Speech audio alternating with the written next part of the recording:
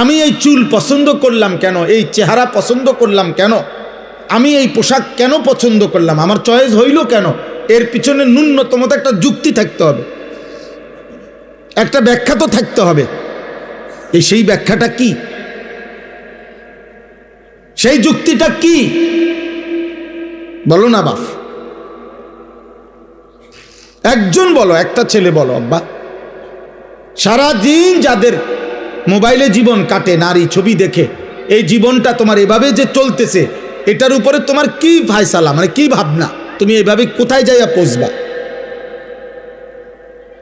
এক ওয়াক্ত নামাজ যাদের কপালে জোটে না, নাফরমান, অসভ্য, বেয়াদব, বেনামাজি, তুমি কোথায় গিয়ে থামবা আব্বা?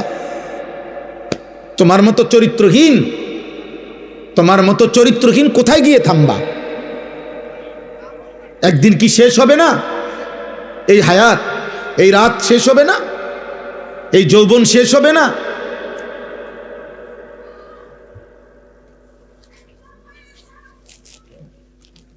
এই জন্য এটা জরুরি। চলো ভাই, বুঝতে শেখো, ভাবতে শেখো, ভাবতে শেখো। আত্ম উপলব্ধি বড় নিয়ামত। আমি প্রায় বলি এ কথা, আজকেও বলছি, যে কমপক্ষে বাপ, জওয়ান, বুড়া, নারী, পুরুষ, রাতের বেলা ঘুমের আগে এই পৃথিবীর সবাইরে ভুলে বাদ দিয়া 1 মিনিটের জন্য হলো নিজেকে নিয়ে কল্পনা করা উচিত। আমি আনিস, আমার জীবনটা আজকের সারাদিনে যেমনে চলছে, আমি কি করলাম, কি হারাইলাম, ভালোটা কি করলাম, মন্দটা কি করলাম। আমি একজন মানুষ, আমি একজন মুসলমান, আমার কিছু দায়িত্ব ছিল কিনা, আমার সৃষ্টিকর্তা আমাকে কিছু বলেছেন কিনা, আমার নবী সাল্লাল্লাহু আলাইহি ওয়াসাল্লাম আমার জন্য কিছু বলেছেন কিনা, আজকে সারাদিনে আমার আল্লাহর বিধান যা ছিল আমি তা পালন করেছি কিনা। এ কমপক্ষে নিজের সাথে আল কাইয়িসু মান দানা নাফসাহু ওয়া আমিলা লিমা বা'দাল মাউত। নবী সাল্লাল্লাহু আলাইহি ওয়াসাল্লাম বলেন, বুদ্ধিমান সে যে তার নিজের হিসাব করে এবং মৃত্যু পরবর্তীর জন্য আমল করে।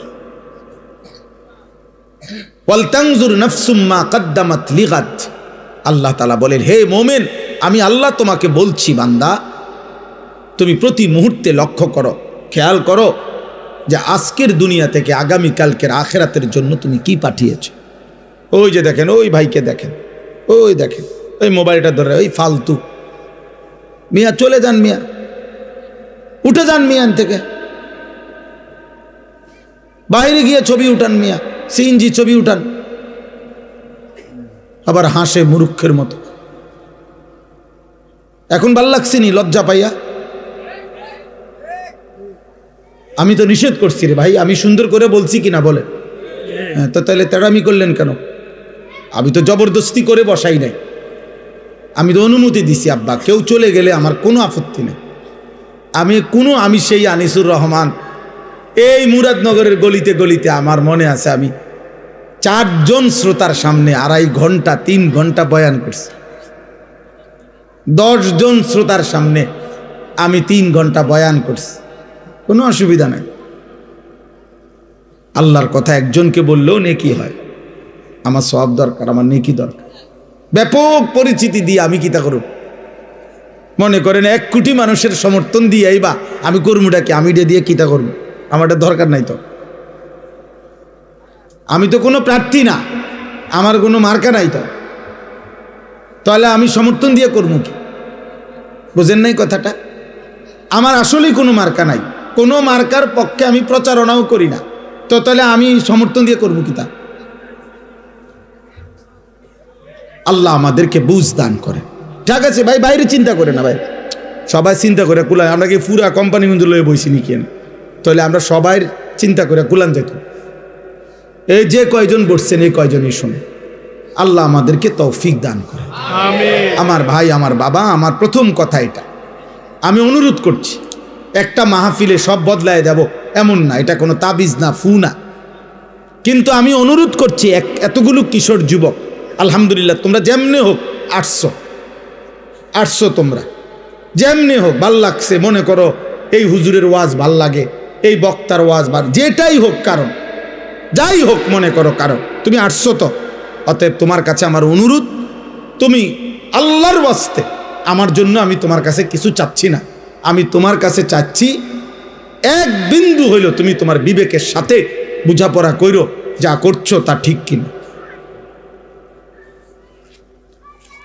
আল্লাহ যার সৃষ্টিকর্তা, নবী মুহাম্মদ সাল্লাল্লাহু আলাইহি সাল্লাম যার রসুল, কোরআন যার কিতাব, ইসলাম যার ধর্ম, তো তোমরা যেভাবে চলছো সে এভাবেই চলা উচিত কিনা, এটাই যদি তোমার বিবেকের কাছে প্রশ্ন শুনি, তোমার কাছে তোমারে দিলাম, প্রত্যেকটা কিশোর যুবক তোমার বিবেকের কাছে তোমাকে দিলাম।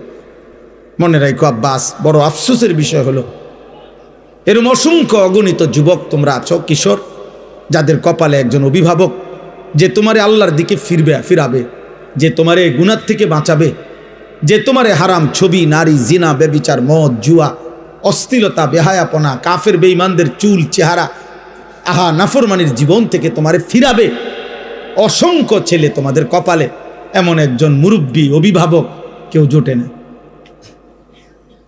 যার কারণে জীবনটা এলোমেলো, নিজের মতো করে আর কতক্ষণ চলা যায়। আমরা কিতাবে পড়ছি, শেখ সাদি রহমতুল্লাহ আলাই, পৃথিবী বিখ্যাত বুজুর্গ ছিলেন, আল্লাহর ওলি।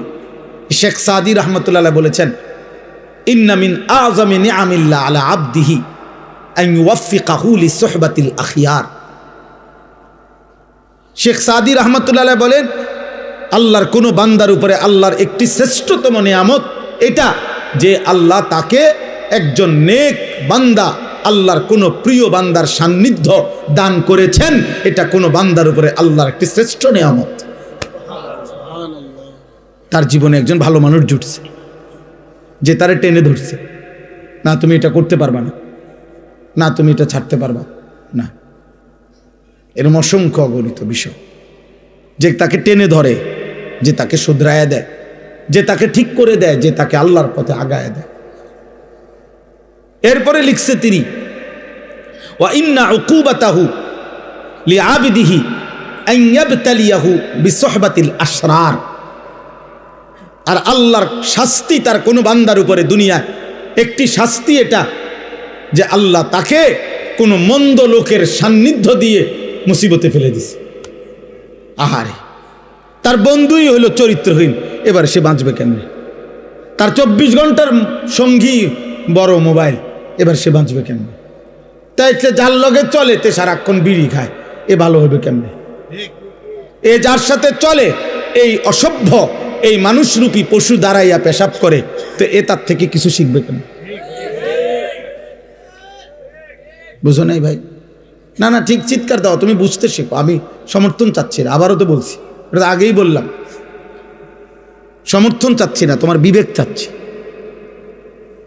অনুভূতি চাইতেছি আব্বা, অনুভূতি। আমার ফিকির এটা।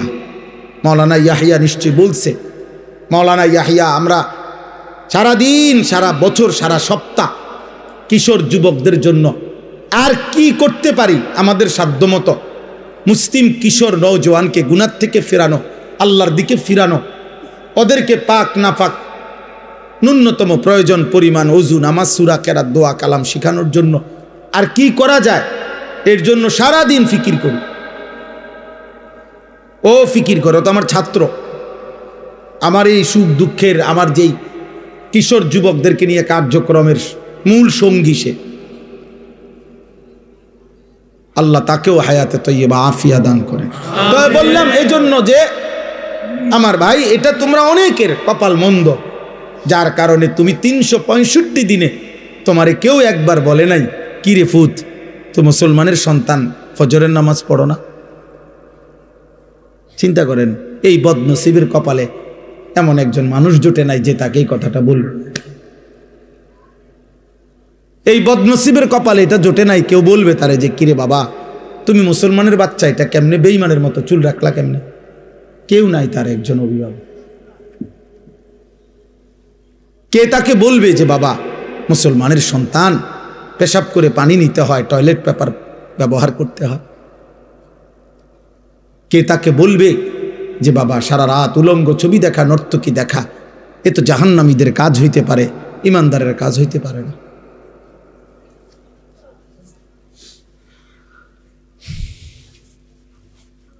এই জন্য দোস্ত আমার, বন্ধু আমার, ওলামায়ে কেরামের সান্নিধ্য গ্রহণ করো, মসজিদের ইমাম সাহেবের সান্নিধ্য গ্রহণ করো, আশেপাশে নেককার আলেমদের আসা যাওয়া করো, জীবনটা বরকত হবে। তোমার মতো তুমি চইল না, অসৎ বন্ধুর মতো তুমি চইল না, কষ্ট পাইবা। কোরআনুল কারীমের মধ্যে আছে কিয়ামতের দিন আল্লাহ বলবেন ফেরেশতাদেরকে, উহশুরুল্লাযীনা যালামু ওয়া আযওয়াজাহুম ওয়া মা কানু ইয়াবুদুন মিন দুনিল্লাহ ফাহদুহুম ইলা সিরাতিল জাহিম। আহা, কিয়ামতের দিন আল্লাহ বলবে, ফেরেশতারা হাসরের এই ময়দান থেকে প্রত্যেকটা পাপীকে আরো 2 জন সঙ্গী সহ একসাথ করো, 3 জনকে একসাথ করো, 1 পাপী, 2 ওয়া আযওয়াজাহুম, ওই পাপ কাজটি তার সঙ্গী যে ছিল, যার সঙ্গী হয়ে, যার সঙ্গ নিয়ে সে এই গুনার কাজটা করত, ওরও একসাথ করো। ওমা কানু ইয়াবুদুনা মিন দুনিল্লাহ, এবং এই পাপ এবং গুনার কাজ করতে গিয়ে সে আমি আল্লাহকে বাদ দিয়ে যার উপরে ভরসা করত, আমার নেতা আছে, আমার কর্মী আছে, আমার দল আছে, আমার ক্ষমতা আছে, আমার সম্পদ আছে, আমার টাকা আছে, আমার বাড়ি গাড়ি আছে, আমাকে বংশ বড়, আমার ফলাফাইন আছে, কিছু না কিছু একটার উপরে ভরসা করে, আমার শরীর আছে, আমার স্বাস্থ্য আছে। আল্লাহর কসম, প্রত্যেক পাপী, আমি কিংবা তুমি, পাপ করার মুহূর্তে তার একটা না একটা আস্থা আছে কারো উপরে, আল্লাহকে বাদ দিয়া, নাহলে হে নাফরমানি করছে কেমন। আল্লাহ বলবেন ফেরেশতাদেরকে, ওরও ডাকো, এই 3 নাফরমানকে একসাথ করো, পাপী, পাপীর সঙ্গী এবং পাপ কাজে সে যার উপরে ভরসা করছে, যার উপরে নির্ভর করছে।